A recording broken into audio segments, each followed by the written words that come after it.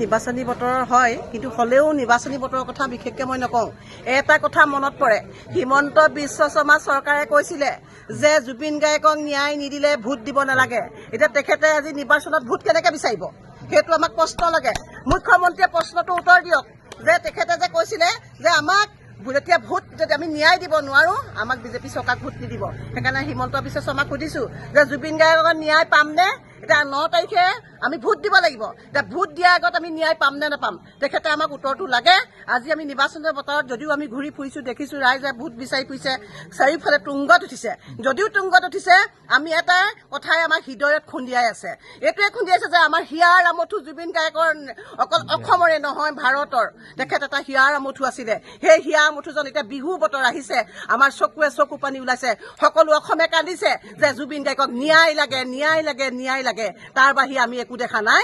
আমি নিৰ্বাচনৰ বতৰত কথা পাছ দিছো যে আমাৰ জুবিন গাৰ্গক ন্যায় লাগে। সেয়ে মই সকলোকে অনুৰোধ জনাইছো, অসমবাসীক অনুৰোধ জনাইছো যে আপোনালোকে এতিয়া ইয়াৰ উত্তৰ কি দিব, আপোনালোকে ভোটৰ উত্তৰ কি দিব, যে জুবিন গাৰ্গক ন্যায় বিচাৰিব নে বিজেপি চৰকাৰক ভোট দিব।